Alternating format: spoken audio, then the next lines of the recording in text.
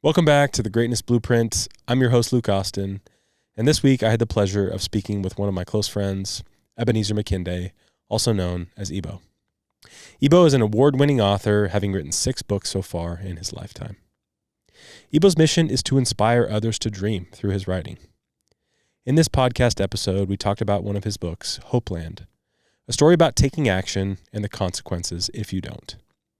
Expect to learn how finding your purpose is a lot like a puzzle with the pieces scattered throughout your lifetime, why it's important to take action in the moment with urgency, and why it's on all of us to find and share our gifts with the world.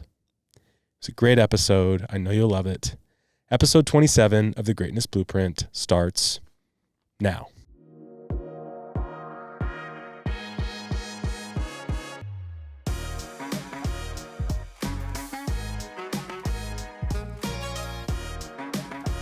This episode of the Greatness Blueprint is brought to you by me.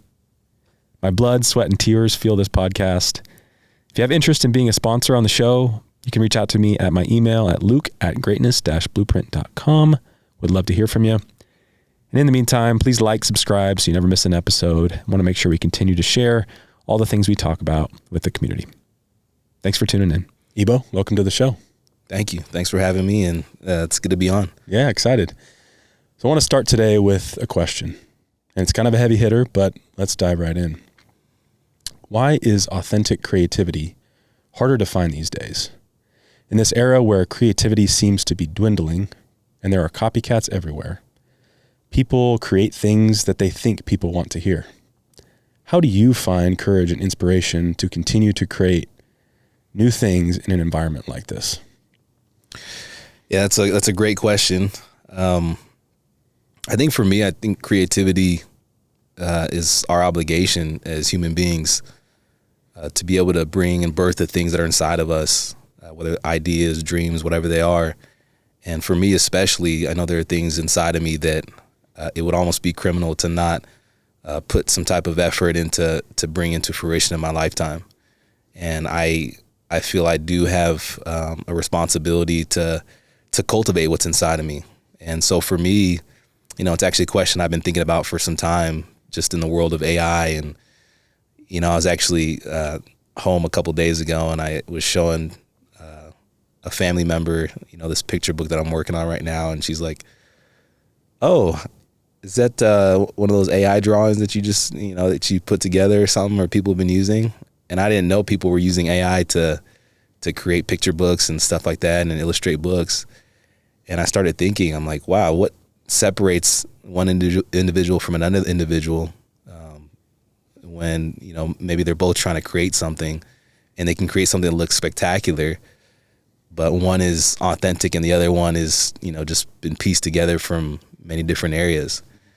And I think from my perspective, I think the most successful creatives, I think now and in the future, will be people who take the time to quiet themselves, take the time to really figure out what's stirring on the inside of them, and then begin to create out of that.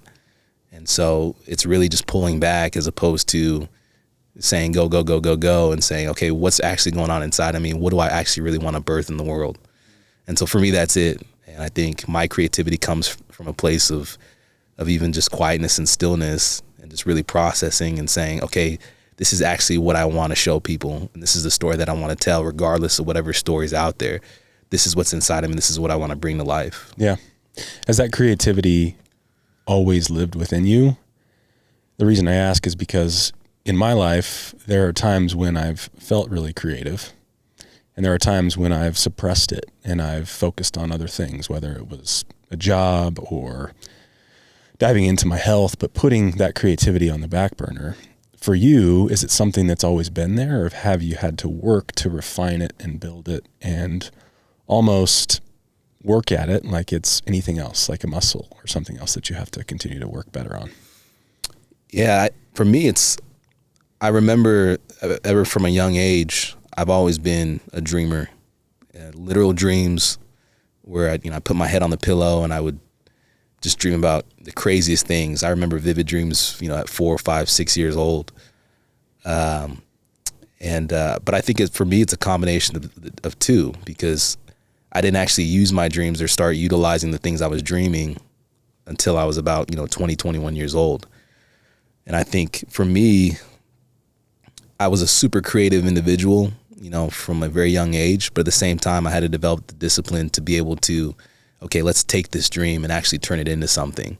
And so like a lot of other people who become good at something, I had to establish, some benchmarks or just guidelines in order to bring my dreams to life. The first book that I wrote, there's dreams within the book, within various chapters that I experienced, in my first 20 or so years of life that I use as the bones of the structure of the book. On their own, they don't mean much, but applying that discipline, whether it's I'm going to write a couple hundred words a day, I'm going to sit down and just think about ideas and concepts that I want the book to be about, to turn those dreams into an actual story. That had to be coupled with it to be able to write my book and to bring it to life. Yeah. And how did you get to that point where you were able to allow yourself that stillness, right? Because I feel like a lot of people, they run through life thinking that being busy, being in this hectic world is actually progressing them. But in the world of creativity, that's almost a hindrance, right? So what, was it a mentor? Was it something you just had to continue to practice at to realize that, hey, I am at my best doing these things when I'm still and I'm quiet and I'm able to have some me time? Yeah, for me, I think it's a combination of two things. I grew up with the crazy imagination that I had. I also, I think, learned how to be alone, growing up. I learned that. So I learned, in a sense, how to, create. I would say even in a space of isolation where I don't have anybody, sort of bothering me or disrupting my world, and I can think of stories and different ideas and different things and sort of start mapping those out. I remember, from a young age, I grew up on 2 acres of land in Arizona, and I would go to the backyard and I'd create these different movie scenes. I remember creating one that looked like Jurassic Park after seeing the movie. Wow. And that was just my creative mind going to work. But also I was isolated and, sort of able to do that without any outside influence, in a sense. So for me, it started with that. I think as I've progressed through life, I've begun to utilize that in seasons based on whatever I'm going through at the time. So for me, I only write and create when I'm inspired to do so. So a lot of people, they'll write 500 words a day, and that's what they say they're going to do, regardless of if what they're writing is just a bunch of, mumbo jumbo in a sense. For me, if I have an idea and a concept or something that sparks my imagination, if I'm inspired to write something, I know I can, put forth the discipline to bring that about, and I can go to that place, when I was younger, where I could just create something super creative out of nothing, within a short amount of time. So for me, it's a combination of just how I'm wired in my environment, how I grew up, but also just being inspired, to write in the moment as well, or in the season that I'm in. Yeah. I think your word choice there, using the word isolation versus maybe another word like loneliness, right? Where one is maybe more purposeful in isolation, the other is maybe longing for something that's missing. Yeah.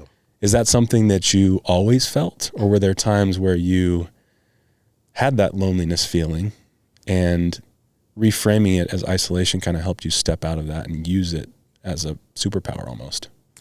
Yeah, I think for me, the way I've looked at it is isolation can be either constructive or destructive.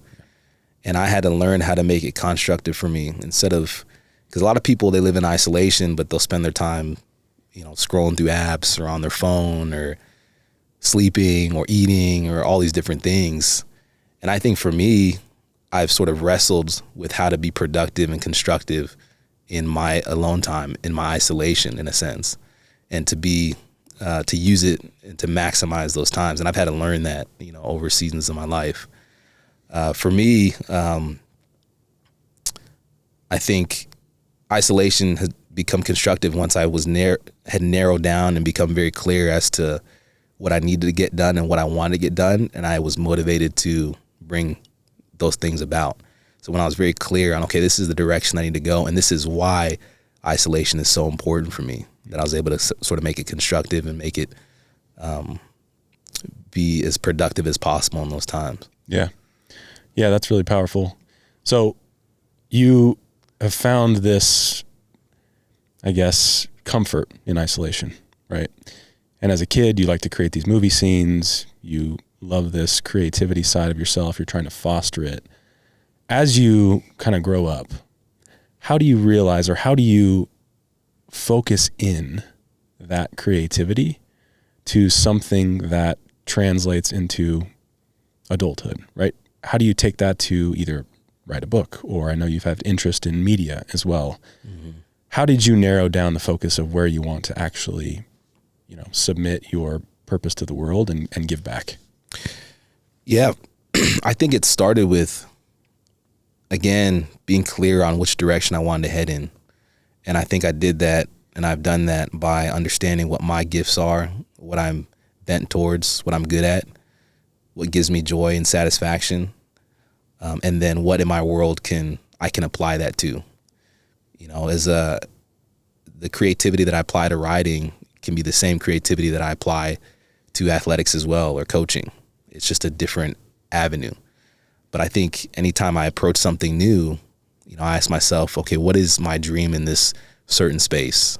What is my dream as a writer, or what is my dream as a coach? What is my dream as an athlete, or whatever it is? And then become clear on that. And then from there, begin to narrow down, okay, how do I apply my creativity to this space? Whether it's, in gaining knowledge, or reading books, or speaking to people who have done it before, or, watching, various videos on the subject.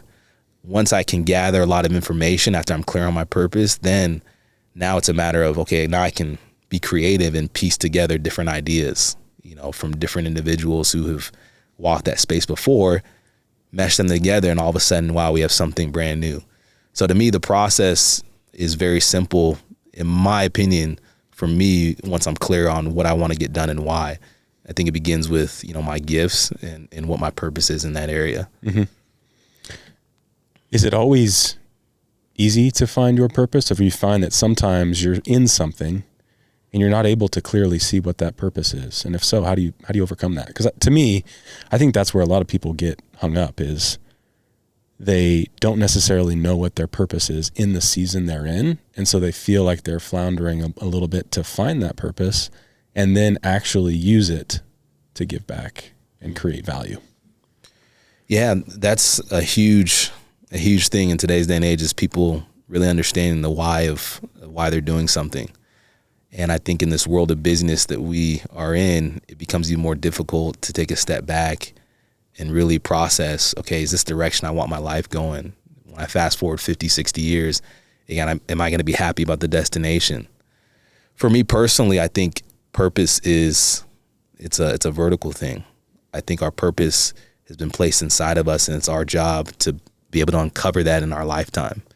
And it's something that we have to wrestle with. I look back, when I was 19 and 20, and I had pieces of what I thought I wanted to do, but I didn't have the perfect picture.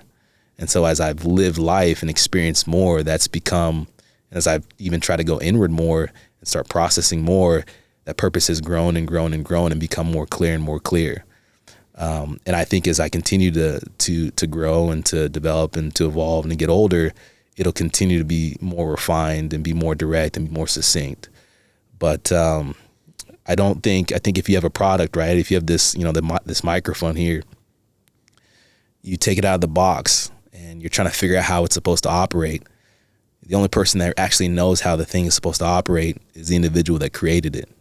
And so it's our responsibility to figure out who manufactured, this microphone, take a look at it, right? And then study everything that came with it, perhaps even watch some videos to figure out how it's supposed to function, to make sure it functions properly. And so us as individuals, if there was somebody who created us, then we have to go to the manufacturer to figure out, okay, how are we supposed to function? How are we supposed to operate?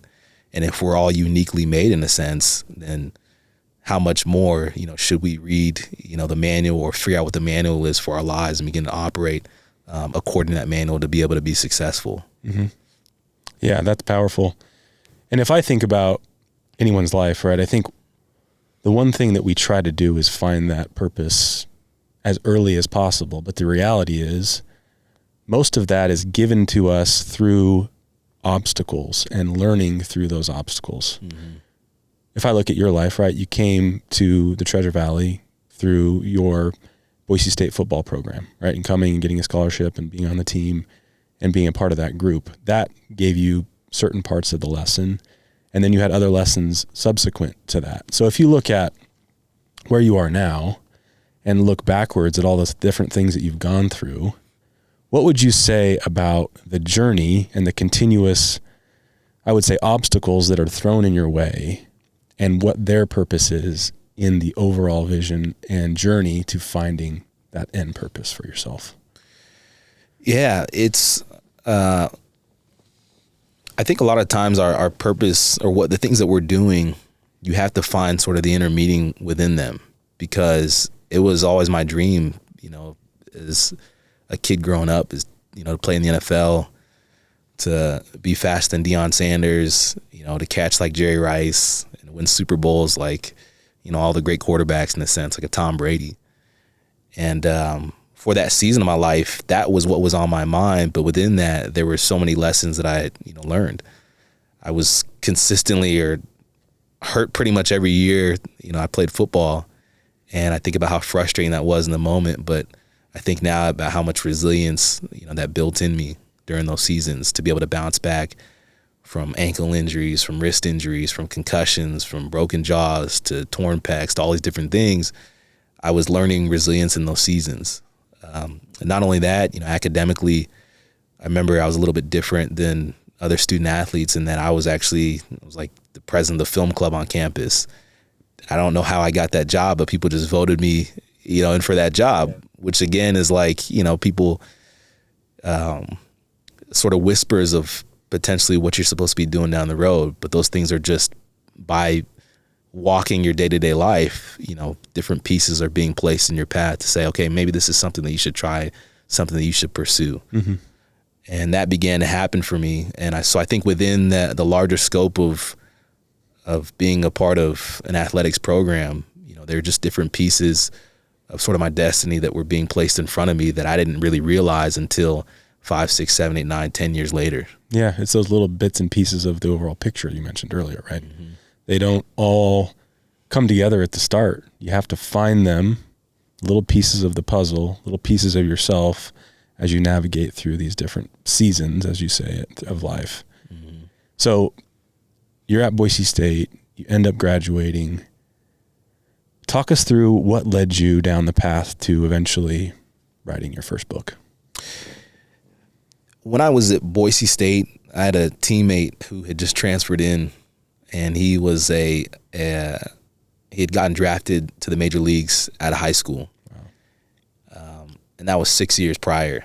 But at the age of 23, he decided to pursue football because he was 6'3", weighed 230, 40 pounds. He ran a 4.3 in the 40. And one of his baseball coaches knew one of the coaches on staff at Boise State. And they told him, hey, you got to have this kid, on your staff. He's got 4 years of eligibility. He doesn't need any type of, stipends or money or anything like that. You should give him a shot. And so I remember this guy came to the team, and we would meet, every weekend, me and some of the guys, and we would, do like a book study, together, and we would, just chop it up about life and everything. And I remember one weekend he pulled out this book that he had of basically 10 years of him just writing and writing and writing about different places that he'd been, people that he had met. He had detailed photos and times. It was just a very detailed, basically man journal, right? You don't really think about, men having diaries, but it was just this cool journal that I saw, and I started keeping my own after I saw that. And so I would write down every dream that I would have. I'd write down every idea or every, big thought that I would have. I'd write down people that I'd meet, places that I'd go. I just started journaling very detailed about my life in general. And I did that for about 6 or 7 years. And in 2017, when I thought about have an idea, or when I thought about writing a book, the first place I turned was, let me take a look at some of the dreams that I've had in the past, and let me try to piece those together to make a story. And so again, that creativity bug, it was there, but it grew in seasons based on, the stage of life that I was in. And 2017 for me was the time to bring those into fruition in a sense. But that's really when it started. When I was around 20 years old, I was in college, and I had a friend who just kept a very detailed journal. And I said, I'm going to do something like that, because it'd be cool to take a look back on all the memories and all the dreams and all the ideas, down the road. And who knows, at the time, I was like, who knows what this will be, but it'll just be cool to see that. You think it would have been possible to do what you did without that record of some of the things you experienced? I think so. I think so. That first book is unique in the sense that it does take sort of literal dreams in a sense, but I think that inspiration for me would have always have been there, and it would just been expressed perhaps in a different route or just in a different way. So I think that was the journey in the road that I found myself on. Had I not ran into him, I absolutely think I still would have ended up creating and writing, even beyond that. Mm-hmm. I wasn't a big reader growing up, but around my early 20s, I remember reading a book called Walking with the Wind by John Lewis, who's passed a couple years ago. And I don't think I had read a 100-page book up to that point, but that book is like 500 or 600 pages long. And I remember opening up the book, and I read the first chapter, and I was hooked, and I read the whole thing in a couple weeks. And from that moment on, I was just like hooked on just reading good stories. Mm-hmm. And so reading good stories and being absorbed by them kind of inspired me to want to tell my own stories as well. Yeah. Yeah. And I think the way you've written your stories is pretty unique in that there's an element of fiction, but there's also an element of truth, because it's based upon your real life. As you've gone through writing books about your own life and the experiences and dreams that you've gone through, has it been almost therapeutic in a way to say, man, I've kept all of these things inside myself for a while, I'm now putting them on paper and putting them out into the world? Or is it also scary that, hey, some of the things that I've thought in my past or I've experienced, now everybody knows about them? Yeah. I mean, I think a little bit of both. Writing is absolutely therapeutic. I think that for people, I think we each express ourselves in different ways. Some people, they talk, and they'll tell you everything that's going through their mind the moment that's going through their mind. And there's some people who perhaps they don't express them right as they experience them. For them, their best form of communication is, whether it's writing a letter or, writing a story or writing a note to somebody. And for me, I found that my best form of communication, I'm not saying that you can't necessarily improve in different areas, is writing. And so, whether that's, again, notes or letters or just documents that, you're putting together, piecing together just with your thoughts and ideas, that was a way for me to get things on paper in a sense and communicate it in the best way possible. So for me, communication in terms of writing is became an outlet to express everything that was on my mind. And I think that, creates, when you're writing from that place, it is a little bit scary to begin with. I think I wrote like 40 or 50 revisions of my first book before deciding that it was good enough to actually publish and put out there. And even when I did, I was wondering, do I really want people to read this right away? Because for one, it's regardless of who you are, if you're writing fiction or if you're writing a story, there's elements of you that are in that story, even if you're writing about something that's completely unrelated to you, because it's your thoughts on paper. And for me, that idea of putting things down on paper and having somebody, digest that and thinking about the stories that went into that, it was something that I had to really be sure about and, build the confidence to actually put out there to the world. How do you get over that? I don't know if it's what exactly it's called, but I think of it like the curse of creativity, right? Where you're working on something and there's always a little more tweaks you can make. There's always something a little different you could do. And you could probably have done another 40 to 100 revisions of that book and wouldn't have materially changed what you put out. So as a creator, how do you get to the point where you say, you know what, I've done everything I can to make this as good as I can, knowing that I could continue to change it forever, but I want to put this out to the world? Yeah, I think understanding the feelings behind that. Am I seeking perfection because I'm not secure enough in just being done with something and putting it out there? Or am I seeking perfection because I know if I tweak things a little bit differently, it can have a greater impact on the people that might read it? And I think knowing the difference between the two is pretty important. I think that a lot of times we need people that are going to say, listen, that's fine the way it is. Now it's time to actually put it out there. I also think there should be a sense of urgency too, in terms of what you put out or what you create and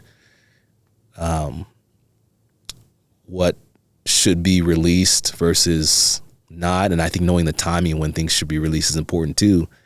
I had to get to the place as a writer where I said, you know, even if people don't read my books in my lifetime, and my books could be for somebody who's going to live 200, 300 years from now, I'm okay with not getting recognition in my lifetime for the work that I do, and which is absurd in a sense in today's world, because we create, and we just want to get out because we're creating from a space of, oh, I want recognition for what I'm doing, rather than, you know what, this is actually something I'm trying to deposit to the world in my lifetime. So I think you really got to uncover the why behind those feelings that you're feeling, whether you feel like you need to get it out there right now, or whether you feel like, okay, this isn't for now, this is for 10, 20, 30 years from now, whatever it is. You really got to know the why behind that and process that, because I think it could be different for everybody. Yeah, that makes sense. One thing that I've noticed as I've done more podcasts is there are certain topics that maybe I'm experiencing in a current moment. And I'm starting to articulate my thoughts around it, but because I'm still articulating my thoughts around it, it's not the right time to put it out in the world. Right? It's an experience I'm having. It's something that maybe a few months down the line, maybe even it's a couple of years down the line, I can reflect on it and have learned from that, now looking at it in arrears, to say, all right, now I have the frame of reference to look back on that moment and say, I went through that, and here's how I teach people on what they can do in that scenario. Yeah. I think that's similar to what you're saying in your book, in that there are going to be things that when you write them or experience them, or maybe even if you look at your journaling process, right, you experienced that thing in your life and you didn't go back and reference it and write the story until years later, because you didn't have the perspective you needed in order to put out that content. So from your perspective, how do you draw that line to say, this is something where I have enough perspective to talk about it, and others where maybe I'm still waiting to understand how that impacted me in my life? Really good question. I found that I personally have sort of an inner time clock in a sense. And when it's time for me to do something, there will just begin to grow a sense of urgency about it, that I need to start this now. I need to do this now. It's almost like, you know, a fire goes off in your kitchen and you know that you need to put it out right now, or else it's going to just destroy things in a sense. For me, I've sort of had an inner time clock in my mind that I know that, okay, this is the season for this to happen or for that to happen. Or I may even have another dream where I'm like, I'm seeing myself doing something, or I just get a sense of urgency based on what's going on, that now is the time to move and now is the time to act. Or just even something in my life might happen where it might be somebody, you know, passes away, or somebody goes through something that emotionally just I respond to it with, I've got to move. I know I've been sitting on this for a while. Now it's time to go out. It doesn't matter how I get it done. I feel like now is the season to do it. And I may not know how it's going to get done, but I just know, and I feel in my spirit that it's time to birth this and bring this about. So for me, I think, again, that awareness internally, when I say time clock, I think just like spiritually, like each of us has a spirit that's sort of governing and influencing our world and our lives. And we have to be in tune with that, because I do feel like that spirit gives us indications of when we're supposed to move and act and start to proceed with things. It could even be knowledge as well. As you mentioned, where, okay, when I was 5 years old, I didn't know, how to manage my bank account. I didn't know even how to read or anything like that. But as I've gotten older, okay, I understand what I was thinking at that time from that perspective, but now I actually have the tools to be able to create based on those thoughts that I had before. So now, the season is right just because I have the knowledge to be able to do so. Yeah. Yeah. And today, the primary book that we wanted to talk through was Hopeland. And that book itself, as I read through it, right, I could tell, because we live in the same area, that there were things that you were experiencing, there were things that we were all experiencing at that time that were true life events that I would imagine triggered you to say, you know what, I need to start writing this book and I want to get this down on paper. So talk to us about Hopeland and the inspiration behind it and how you got started with that specific book. Yeah. So the theme when I think about Hopeland is crisis can create opportunity. And looking at it from that perspective is the key to maximizing whatever you're going through in that season. For me, there was a transition in work for me, and I had to figure out, and this was 2020. So my transition came, I think, about a week before COVID became this huge thing. And I was just like, whoa, this is just the craziest timing for this to be going down, for me not to be working in the world that I was working with. How do I really maximize this season? And I remember making the decision that, because it was close to the beginning of the year, that this is going to be the best year of my life. And I think I was, I forget, maybe 28 at the time. And I just made the decision in my mind, like, this is going to be a good year. I don't care what goes on around me. Like, this is going to be the best year that I've ever had. And so I took that idea of, crisis creating opportunity, and I said, you know what, it's been on my heart to write more. And so I really plugged in, and talk about isolation, what a better time to be isolated than in the heart of a pandemic, right? Where you can't go out anyways. For a lot of people, that was a very destructive time for them, where a lot of problems and issues came about from not being able to go about their day-to-day lives like they had initially, been able to. But for me, I felt like I was very well prepared to, sit in the house for hours on end and make the best use of that time. And so that's what I did in terms of Hopeland. And I think with that story and that idea that, okay, you're doing something that might check all the boxes. It might, you might have a great sort of retirement fund waiting for you, whatever it is. You might have the job title. You might have the prestige of the position. You may have all these things that externally look really, really fancy and really, really nice to other people. But at the same time, you're not satisfied because you know that you long to do other things. And we talk about the urgency of the moment in a sense. I felt a sense of urgency to begin to move and to act on those things that I had within me. Not really knowing what was going to come out of it, but just knowing that I had stories to tell. And so the book really is to, for me, it was self-motivating in a sense to begin to step out and begin to start producing and creating the things that I know had been inside of me for a long time, and not necessarily worry about how I'm going to be, taken care of, how I'm going to maintain my house and maintain all these different things that I had brought into my life. And they might be sort of pillars of success for other people. But for me, they didn't symbolize success at all, because I was, literally stalling on the things that I knew I should be doing and things that I should be acting upon. Yeah. And so Hopeland, there's a young man who basically has this dream, this crazy dream, where he's going to 5 different cities, and he's a delivery man that's been hired to make these urgent deliveries during this pandemic, during this crisis. And he ends up going to a few different cities. One is Dreamland, one is Wishland, one is Tomorrowland, one is Sorrowland, and one is Hopeland. And in each city, he begins to see different types of people that we may see in our regular day-to-day lives who have basically found themselves either stuck or just living perhaps in a state of complacency within these cities, not knowing that there's more for them, or that they could move to Hopeland and begin to start experiencing what they should be experiencing in terms of just living their lives on earth. So it's a very the book is meant to be very short and succinct, and hopefully just to get people thinking and inspire them to dream about potentially what's possible, and how it's necessary to move sometimes, and to start acting or become a person of action, in a sense, to actually bring about the things that we want in our lives. Yeah, it's a very relatable book. I loved it. One of the quotes that I liked a lot from this was, tomorrow, he thought to himself, tomorrow. Right? And this concept that I can just do it tomorrow, right?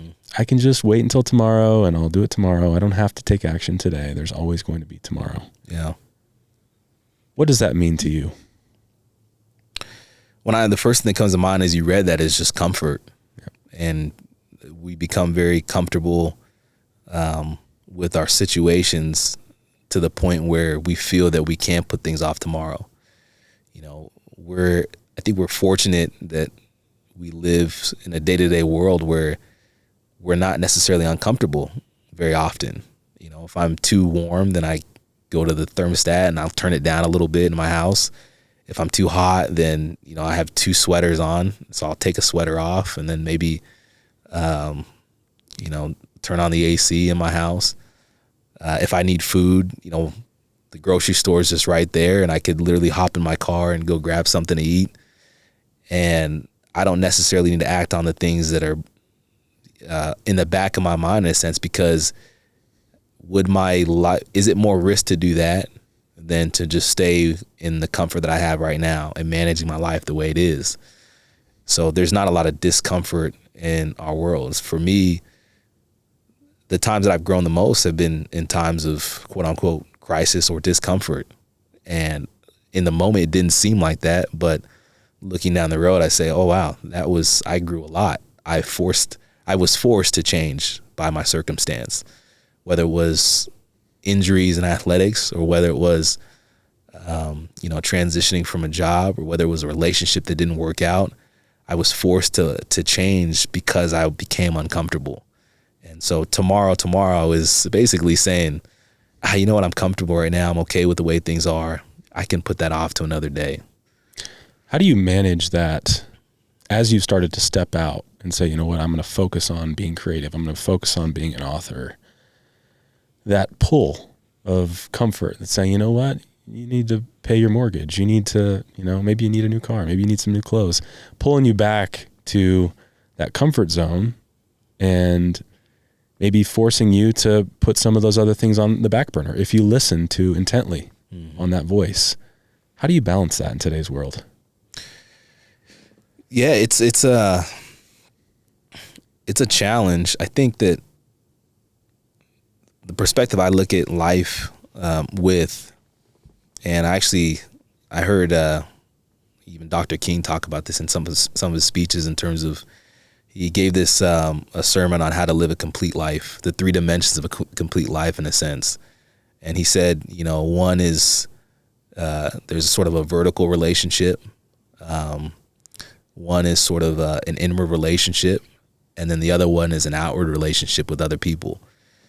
And I think if you think about the outward relationship with others, right? Why do we want to become the best we can be? Why do we want to strive to be the best writer or the best producer or the best in finance or whatever it is? Is it just for ourselves? Well, we want to take care of ourselves. That's a good thing to do. Is it just because we feel like, perhaps, there's this vertical relationship that we want to satisfy? We want to make the most of the life that we've been given, in a sense. Well, that's good too, but also there are people around us that could benefit from us being the best that we can be. And if you realize that every second of every day that there are people all over the world that are dying, and facing hardships and living on the street, facing uncomfortable circumstances, it would be terrible. It would be one of the worst mistakes to literally not use what we've been given, use what we can become and what we should become to help other people, right? So if we're not focused on the people around us, we're just focused about us, or focused about our world, we're basically kind of saying, you know what, to all the other people that are less off or experiencing, hardship or turmoil in their lives, and it could be anything, relationships, whatever it is, money issues. If I don't do what I was created to do, there are people who could have benefited from it that aren't. Mm-hmm. And so that should create a sense of urgency in that, we should be concerned not just with ourselves, but with the people around us. And we might have the answer that people, need to perhaps make their lives just a little bit better. Yeah. It's almost, where is your source of fulfillment, right? Is it intrinsic? Is it some sort of external fulfillment that is what's driving you? Mm-hmm. And understanding if that's really something that's sustainable almost. Mm-hmm. And so for you, as you look at creating and adding value to those around you, where do you find the most fulfillment yourself? Well, I think for me, I find fulfillment as a writer. And I mean, there's different areas of my life based on what I'm doing that bring different types of fulfillment. But as a writer, I found a lot of fulfillment when people have read my work and it causes them to think, or they're basically given ideas that they're challenged to wrestle with that they perhaps weren't wrestling with before. I find fulfillment when people do that together. Even perhaps my books create community. I had a woman who reached out to me, via email, and she told me that, she listened to one of my books on an audiobook with her 2 kids, and it started sparking conversations between them. Her kids are in middle school, and it sparked conversations, within the 3 of, their family, on a road trip that they're going on. And I think when people are able to wrestle with ideas and they read my work and they're inspired in some way, I think that gives me a lot of fulfillment. Ultimately, if I was to encapsulate what I'm trying to do, even just with my life, I would love to inspire people to dream with my work. And I've just narrowed it down to just that in a sense. And so everything that I do, I ask myself that question. Am I inspiring people to dream, to cultivate what's inside of them so they can then birth that to the world? And so that can manifest itself in many different ways. But for me, that's the box I'm seeking to check with everything that I do. That's amazing. There's another quote from the book that I think kind of adds on to that a little bit. It's, life is either a daring adventure or nothing. Mm. So as you came out of, I would say, more of a corporate career, right? Did you feel like you had an adventure that was awaiting you and you just hadn't taken that plunge yet? Mm. And for others out there that are saying, you know what, I want to take that adventure, but I'm not sure if I should. Mm. I'm scared. I'm maybe a little bit risk averse. Maybe my situation is not allowing me to do so. What would you say to them? First thing I would say is, we have to, as individuals, as human beings, we have to live with vision and not our circumstance. And to live with vision means you have to have a vision to live by.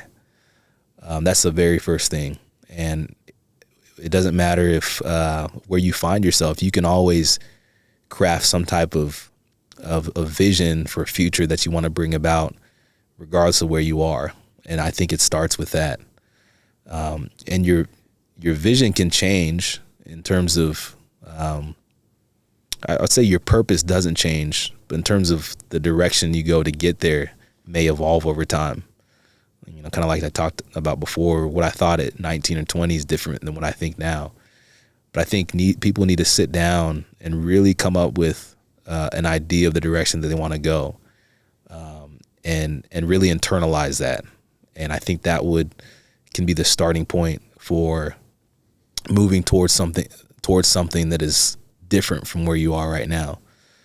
I think it's absolutely necessary to have, a dream or vision and then begin to start, crafting out a plan to achieve that. And it may not happen over. That doesn't mean you necessarily need to quit your job right away or, to move to some different country or whatever it is. But it does mean that, okay, we have sort of an idea of where we want to end up. As athletes, you and I, we understand that, which I think is one of the beautiful things about sports. When I was in college, the goal was to win a conference championship and a bowl game with integrity, class, and academic excellence. So immediately before the season, we're setting a goal for where we want to go. I can imagine if we would have sat down and, the coach would have gotten up there and just been like, oh, well, this year we're just gonna practice a little bit and, watch a little bit of film and, we'll just, these other teams want to see if they can beat us in points. And so we're going to try to score more points than them and have that be sort of the intention that we put behind the season. But we don't do that in sports. And so in life, I don't think we should do that in life as well. We have to sit down and say, okay, this is where I want to go. This is the direction and have that crafted out. So that begins to sort of guide our lives in a sense. Yeah, I think you said something that's perfect. It's people get lost in the circumstance themselves, right? The minutia of what they think it would take to reach their vision gets them hung up on not even trying to chase their vision. Yeah. And instead they're just kind of stuck with, I have 2 kids. I can't leave a safe job because I have to pay for X, Y, and Z. And it just gets them kind of snowballing to the point where they never actually chase what they're truly passionate about. Yeah. The reality of the situation is that we make decisions in life that make it harder sometimes to get back on track. And I think that's why it's so urgent that, young people begin to learn this as early as possible. When I engage with young kids, that's what I tell them. I'm like, you gotta have a plan. You gotta have a vision. You gotta start setting goals because every decision that you make is impacting the direction of your life, right? And so they're people, and we know them, right? Maybe it's getting married and having kids, or maybe it's going to college versus not going to college. Maybe it's taking this job versus not taking this job. You spend 4 or 5 years on a job. The average person lives to be 71, 72. That's like a pretty big chunk of your life, especially of your productive years. So I think it's urgent, that as early as possible, we begin to understand that because, the decisions that we make do impact our ability to be able to pursue like our destiny and our purpose, right, and our dreams. And I can look back on my life and things that I have done have had a huge impact on, my ability to pursue what's inside of me. I could have probably published a book in my early 20s. I could have published probably in my mid 20s. When I published my first book, I was so nervous to put it out there that I didn't even try to put it out there and tell people. I remember the publisher I was working with, they're like, nobody's going to see the book. And I'm like, people are going to find it. And it was like buried, it's like number 3 million or 4 million on Amazon or something like that. But for me, it was just like, looking back, I was just so tense about it that I didn't act. But those are probably, who knows, somebody might have read it and been impacted by it. So we all have made decisions, probably for better or worse, that have moved us closer or moved us away from what we're really supposed to be doing. So it's critical for us to just at least have our eye on the ball in a sense. I may go to the left or to the right, but I know this is where I'm going to. This is the destination that I want. Yeah. And as a coach of the youth, as they are going through their stories, right? Obviously you had to go through the things you did in order to give you the perspective that then allowed you to do the things you did. Yeah.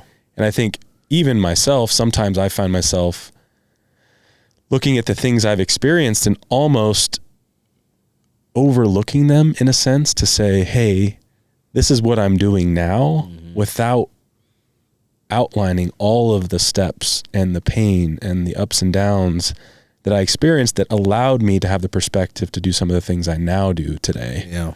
So how do you balance coaching while also understanding that some of the things they're just going to have to experience on their own? Yeah. Yeah, that's great.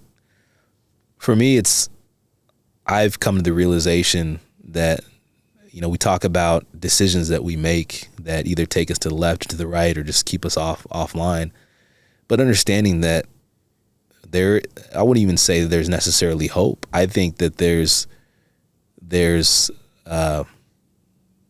in every crisis, there's opportunity, kind of going back to that. And if you look at decisions that you made that you may not have been happy about, or you feel like it may have taken you off course, that's actually an opportunity to grow even more. From my perspective, I can look back on when I was 17, 18 and look at, things I experienced or some of the things that I experienced. I can say, wow, I could look at it as a negative, or I could look at it as a positive, that perhaps it even has propelled me forward even more because I learned that lesson. And not only that, like, I can help, the people that are coming up behind me to sort of navigate those same things. And even if they don't, take my advice or whatnot, and they have to go through things just through life lessons because of the decisions that they make, they can know down the road that anything that they have gone through, anything they have done, really that can help to propel them forward as well. That there is a blessing in whatever they've gone through. So it's not, I think about, growing up in Phoenix, Arizona, if I would have moved, to Nevada, or if I would have moved to Wyoming, or if I would move to Texas or whatever it is, would I still be on the path that I'm on right now? I don't know. Was it a bad thing to come to Idaho? I don't know. You know what I mean? There's all these factors, but I know that I can make the best out of whatever situation I'm in by looking at it from a different perspective. Some people say, the glass half full versus half empty in a sense. And I think, with young people especially, knowing that, okay, we want to make the best decisions, but at the same time, whatever you go through is going to be a learning experience that can then be utilized to even push you forward. I think is even more important, because that's just the principle of life right there. Yeah. And as we look back on the book Hopeland, I almost think of it as these pivot points in life where you're going to go through experiences no matter who you are, and you decide what you do, right? You get to one of these cities and you can stay in the dream phase and never leave that city. Yeah. Right? Or you can say, this is a pivot point. I'm now going to move on to the next phase of my life. Yeah. And maybe Hopeland's that next step. Maybe it's not. Maybe it's a step in between. And I think in life, we often think that it's just straight to the end. It's straight to Hopeland where everything's rosy. And the reality is that it's not. Yeah. And you have to be able to navigate these pivot points throughout your entire life. Yeah. Yeah. I mean, I agree with that. I think that it's, I guess, easier in retrospect to be able to see, the different bumps and the different transitions and all those different things. But I think it's just healthy to understand that, yeah, there are going to be, pivots or divots here and there that that you're going to have to navigate along that journey. I think, there's a quote that says, if you can't fly, then run. If you can't run, then walk. If you can't walk, then crawl. But by all means, keep moving. I think the important thing is just to continue moving forward in a sense as well. And that you can't stop, People talk about life not being a dress rehearsal in a sense, and this is the one that you have. I love that because it's so true in a sense. You've been given this season, this allotted time on this earth, and it would be tragic just to kind of give up and stop. When there's so much more life to be lived, or so many more opportunities that you never know. You could wake up and your situation could be completely different than what it was before. But as long as you keep moving forward, I think there is some hope in a sense. Yeah. One last quote here, and I'll kind of have you wrap up your thoughts on Hopeland, but it's from one of the final chapters, and it's put off till tomorrow what you're willing to die having not done. Yeah, that's one I really liked. And again, I think going back to just having a sense of urgency and I mean, as human beings, right, everybody's experienced just the feeling of putting off something till tomorrow, right? It could be at work. It could be with your business. It could be with your family. You just assume that things are going to be there to be able to handle and take care of when you want to take care of them in a sense. And Yeah, I mean, I have specific instances in my life where I think, man, I wish I would have had that opportunity again, to either talk to that person or maybe encourage that person or, speak words of life or write a note, whatever it is to that individual, that I just don't have that opportunity to do so anymore. But again, on the bright side is that if I learned that lesson, whether it's with somebody passing or whether it's, a relationship that was, severed for whatever reason, the next one I know better, so I can do better. And so that even in itself is a positive thing because I learned that. Yeah. Yeah. It's a great book, man. I really enjoyed it. I think it's one that would be relatable to a lot of people in this world. So I've already passed my copy on to a friend. Oh, really? Okay. And so we just keep that rolling and keep that moving because I do think it's something that can impact a lot of people. Thank you. I appreciate that. So what's next for you? I know this was one of 5 books now. What are you working on next? I've been writing a lot.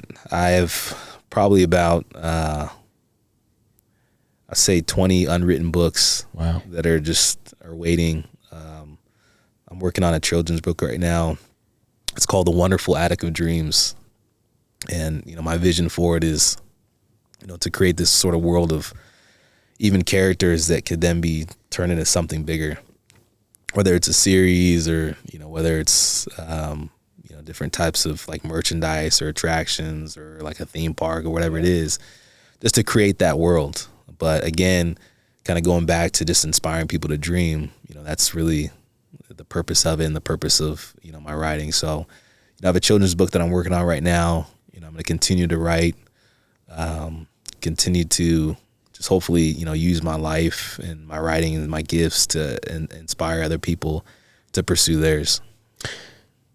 The shift into children's books, what drove you to do that? And do you think that's something where you want to spend more time? What is the difference between the two, and which have you currently found more enjoyable? Children's books for me, the book I'm working on right now, it was a byproduct of just loving poetry and loving rhyming poetry. I think everybody has, their favorite children's books. I loved Dr. Seuss growing up. I loved, Green Eggs and Ham.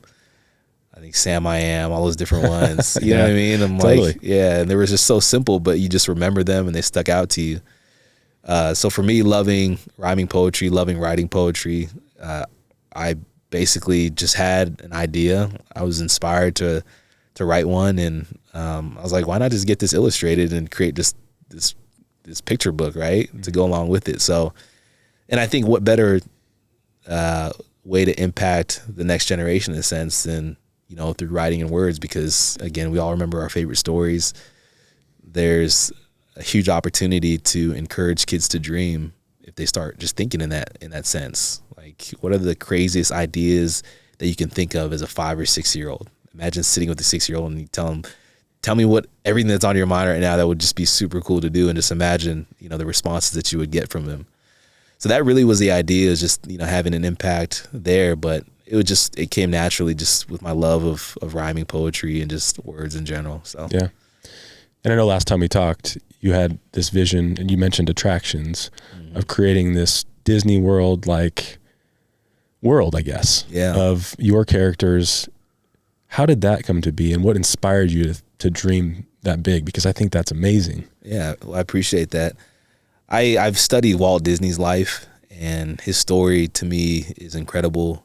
His whole idea, and if you go and study Disney and how the corporation operates, from the top to the bottom, his goal was to create happiness for his customers.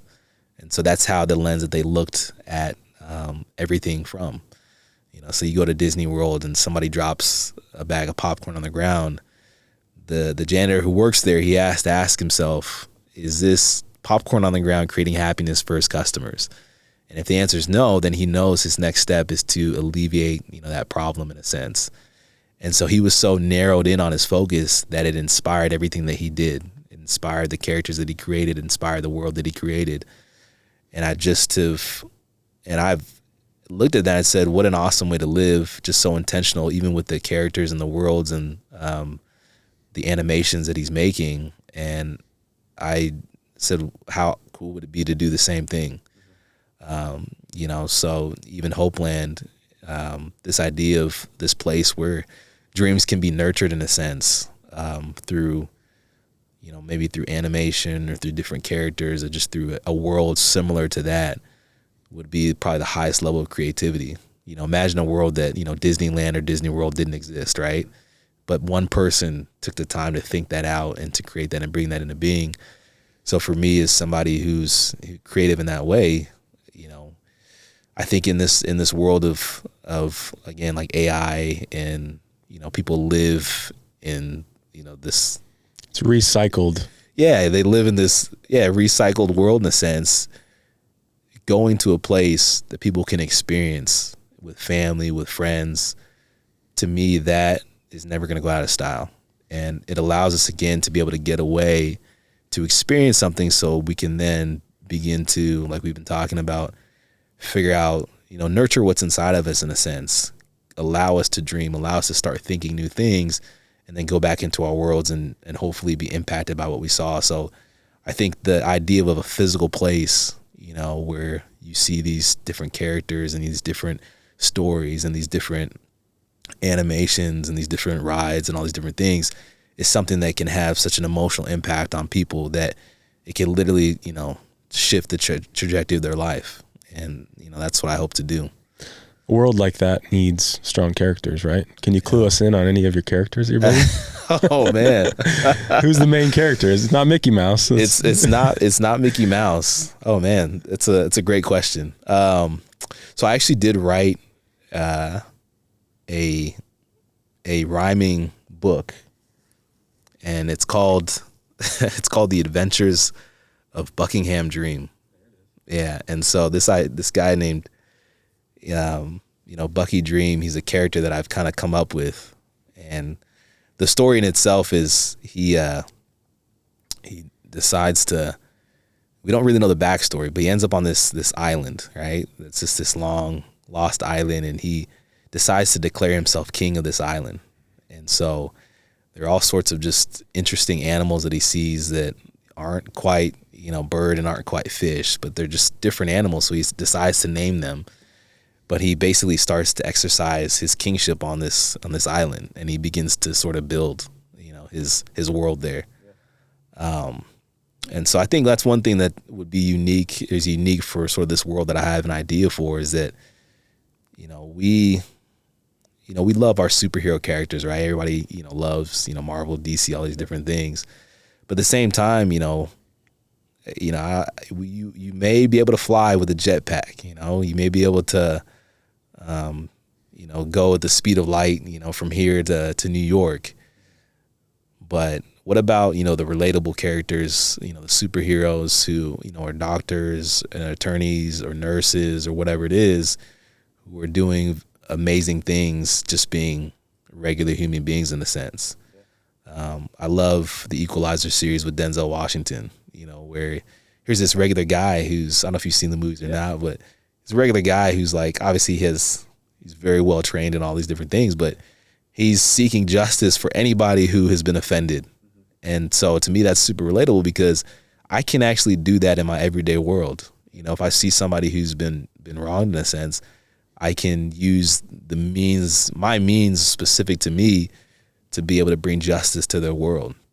So, I love, the mouses and the ducks and all those different things, but to have a universe of real characters and real people who are doing extraordinary things that are actually possible, I think is very appealing, would be very appealing to people.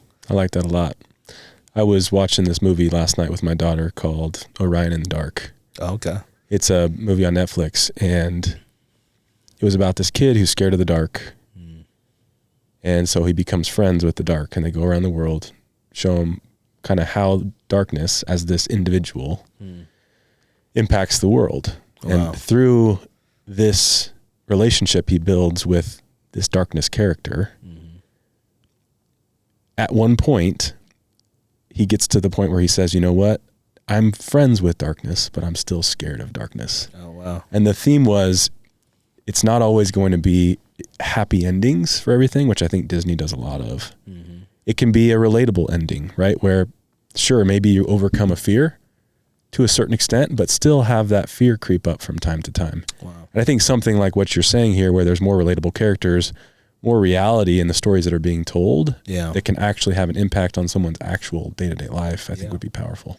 Yeah, I think that's great. That's exactly what I had in mind or have in mind. It's okay, let's take these stories, and instead of them just being for television or for being for theme parks, like let's actually be able to like digest them and then use them on a day-to-day basis, whether it's in relation to darkness or, whatever it is. To me, that's powerful because that's transformative. It's helping you to process sort of that internal world. How do I deal with fear? How do I deal with bad things in a sense? Oh, I need a jetpack and I need, or I need to be able to fly and be able to all do these things, laser vision and all that.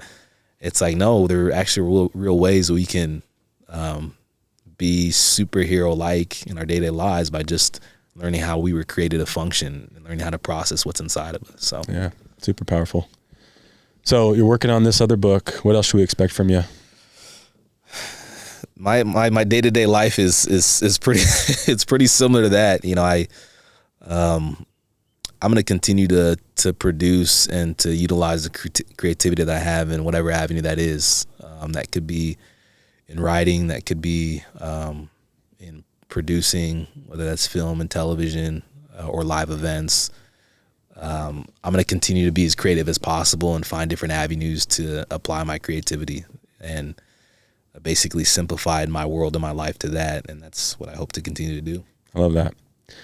I have one last quote here from the book. Every man has before him an urgent opportunity, a chance to create greater distance between the purpose he once was and the person who he is becoming. Any final thoughts on that? Yeah, growth. Yeah. 100% growth. I think, there's a quote that says, to have once been, I think it might have been Malcolm X or somebody just, a radical, like that, and sort of their thinking and communication. But I think he said, to have once been a criminal is no mistake, but to remain a criminal is a mistake in a sense. And that's a very extreme, right, to talk about somebody who's acting out criminal things in a sense. But I think what he was saying was to, you may have done wrong, or you may have been out of position, or you may have been, you may not agree with, what you have done previously or where you've been previously or the direction of your life previously. That's not necessarily a mistake. The mistake is to stay there once you realize that. Mm-hmm. And so just that idea of just continuously growing in every aspect of life is something that I've really latched onto, knowing, understanding the truth, and then beginning to live that out. I think for me specifically, I think identity is a huge thing. I think one of the things that we all have to really solidify is our identity and who we are, why we're here, what we can do, and where we're going. And if you don't necessarily see yourself the way you're supposed to see yourself, there's no way you can be who you're created to be.